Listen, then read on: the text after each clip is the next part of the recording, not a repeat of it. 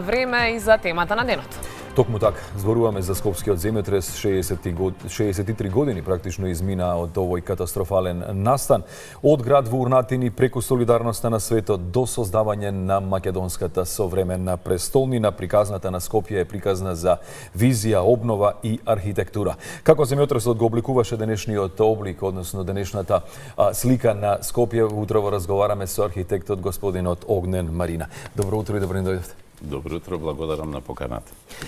Господине Марина, годинава навршуваат 63 години од катастрофалниот земјотрес. Колку тој настане практично видлив во урбаното ткиво на Скопје? Дали тргнавме на добар пат или некаде погрешив? Па, можам да кажам дека современо Скопје апсолутно е сликата на постземјотресната обнова, односно плановите, идеите и визиите кои што беа создадени токму во тој период. Скопје до тој момент, би рекол, представува еден типичен балкански град. Верувам дека во тој момент има околу 280.000 жители. Меѓутоа, во својот развој не се разликува по ништо друго од сите останати, би рекол, балкански градови, со тоа што треба се има предвид дека до тогаш, за жал, Скопје не е престолнина, односно станува престолнина на една од федералните републики во 44-та, односно 45-та.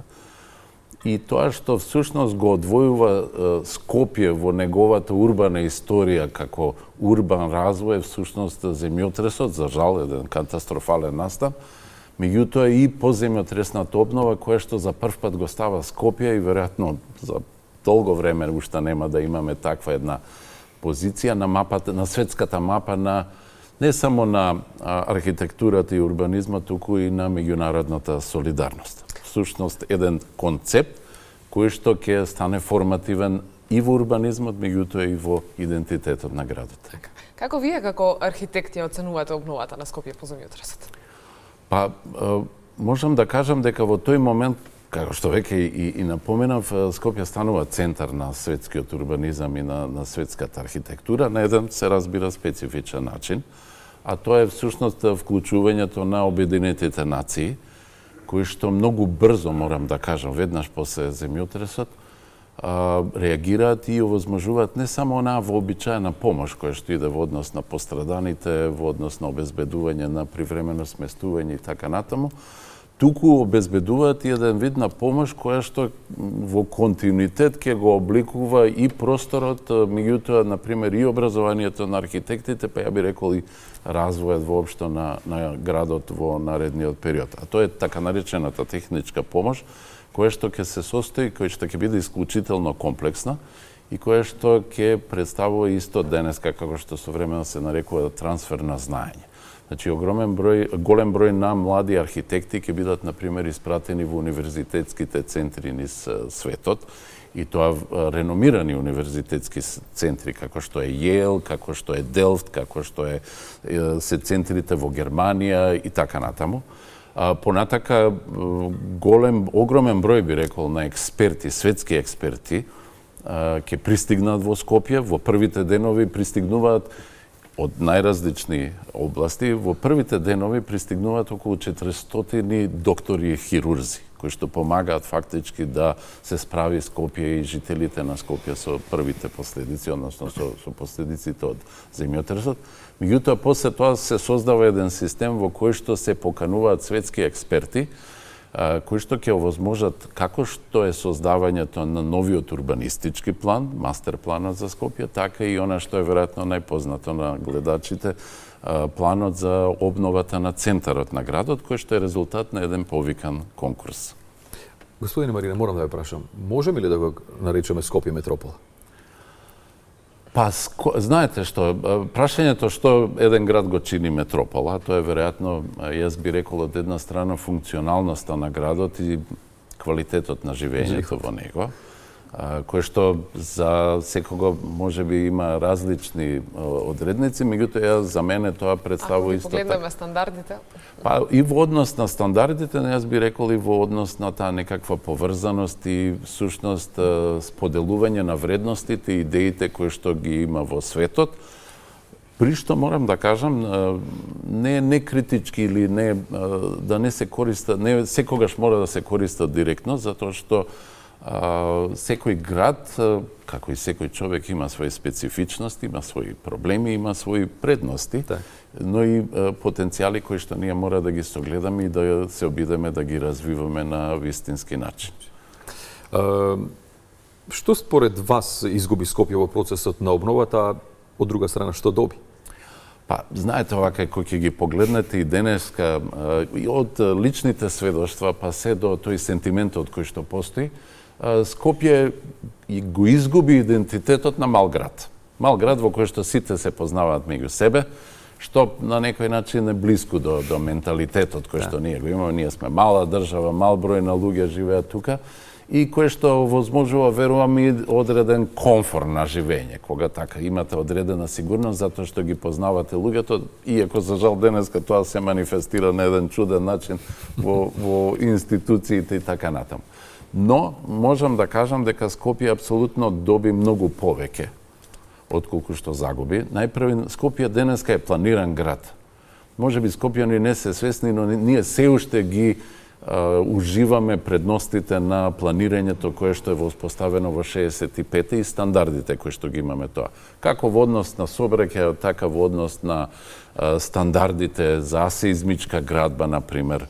Понатака во однос на постоење на одредени институции, како што се ИЗИС, Институтот за сеизмологија, кој што беше за сеизмичка и инженерство, кој што беше воспоставен токму после 1963 со поддршка на УНЕСКО, но и Музеот на современа уметност. Скопје го добива Музеот на современа уметност во моментот кога многу мал број на градови во светот имаат таков музеј. Со една изворедна збирка која што исто така донација на светски познати уметници и која што и до ден денеска представува едно богатство. Меѓутоа и како местоположба, често пати го нарекуваме Акрополот на Скопје. Да, имено. Тоа е доста визионерски. Апсолутно така. Значи, во тој момент идејата за калето во процесот, во последните, ајде да кажам, 100 години на урбанистичко планирање на градот, всушност е секогаш препознаена. Значи, уште пред 100 години е препознаена како исклучително важно место, покрај својата историја се разбира кое што има, и кое што е препознаено како Скопски Акропол, точно го кажавте тоа. Сега остана ли градот верен на визијата по земјотресот или некаде избегав? Видете овака, визијата која што е создадена во после земјотресот, значи со тие планови и проекти после 63-та, односно планот од 65-та, е визија која што се базираше на знаењата, искуствата и практиките од тој период. Во тој момент владеат едни други парадигми и во урбанизмот и во архитектурата. Во урбанизмот, например, тогаш владеечката парадигма е дека доколку го решите сообраќајот, односно возможите соодветна сообраќајна инфраструктура, сте ги решиле, вака грубо кажано, сите проблеми. И токму затоа и планот и за центарот, меѓутоа и воопшто за градот, урбанистичкиот план за градот, има една сериозно развиена планирана сообраќајна мрежа. Ке подсетам на Кензо Танга планот имаше и дури одвојување на колскиот сообраќај од пешачкиот, тоа се тие платформи кои што требаше да тргнат од самиот плоштад, па преку градскиот трговски центар, значи на ниво, односно на подигнати над почвата да бидат, да можете пешки да пристигнете се до транспортниот центар, односно новата железничка станица. Се разбира, во меѓувреме многу работи се сменија. Денеска постојат некои нови вредности и квалитети во однос на, например, 15-минутен град, идејата каде што луѓето треба пешки да се движат, велосипедскиот сообраќај, одржливост и така натаму. Ќе беше ли Скопје подобар град за живење доколку одевме по Танге? Па видете, таму е малце контроверзен е тој проект. Уште од самиот почеток, например, има записи токму во дневните весници, каде што и граѓаните изразуваат одредени сомнежи. Неговиот план е апсолутно иконичен. А како ќе го видите, има едни тие мегаструктури, суперструктури кои што се појавуваат и е препознатлив и баш е, ајде да кажам, комуникативен. Меѓутоа, за жал, тој план се покажа дека неговата мерка не е соодветна за Скопје. Мислам, по низа параметри. од архитектонски па се до финансиски, на некој начин би рекол. И од тука сметам дека веќе во првите моменти на имплементацијата на тој урбанистички план, кој што онака е еден вид на компромис кој што се прави помеѓу првите две првонаградени решенија, помеѓу планот на Танги и на Венцлер и Мишевиќ од Загреб, веќе се препознава една потреба да се интервенира во начинот на кој што тој план сега ќе се материализира или ќе се спроведе во Скопје. И тука сметам дека имаме извонредни резултати. Еден таков пример е градскиот ѕид, кој што нели е замислен, односно е дел од планот на Танге, тој го добива и како дел од центарот на градот кој што треба да го разработи, но проектите се изработени од македонски архитекти, односно архитекти од Македонија проекти, од Бетон, и кој што верувам дека и денеска, иако можеби не е така иконичен како останатите згради или од проектот на Танге, се уште исклучително функционален урбан елемент и урбан простор во кој што ја дури во еден од моите текстови кои што излегуваат во дневните весници, кажав дека новите генерации исто така растат. Како што ние сме го користеле тој простор, така и мојата керка денеска во време на тинеџерските години го користеше тој простор, тој јавен простор. Така да има квалитети кои што се несомнено локални и дистинктивни. Господине Марина, да завршиме со тоа, дали Скопје е подготвен за град на културата 2028 и како во наредниве години ќе се трудиме да се представиме добро, што е она што треба да се работи? Да, сите знаеме дека постоја големи предизвици во однос на титулата Европска престолнина на културата, која што верувам дека и со овој градоначалник и воопшто луѓето околу градоначалникот и поддршката и идејата која што постои во позадина, дека Скопје ќе успешно ќе се представи како Европска престолнина на културата. Тоа што е важно да се каже е дека таму има два сегменти. Едниот е програмски дел, кој што подразбира настани во културата, нели програмата, кој што меѓутоа другиот е во делот на урбаната трансформација на градот. И тоа е делот кој што мене повеќе ме интересира. Се разбира, најголем дел од тие проекти нема веројатно да се реализираат во наредните 2 години, односно до 2028, но ако ги поставиме на вистински начин и ако започне таа урбана трансформација, верувам дека Скопје за 10 години ќе почне да наликува на местото на кое што ние сите ќе сакаме да живееме. Да се надевам. Благодариме многу за издвоеното време утрово и за сите одговори.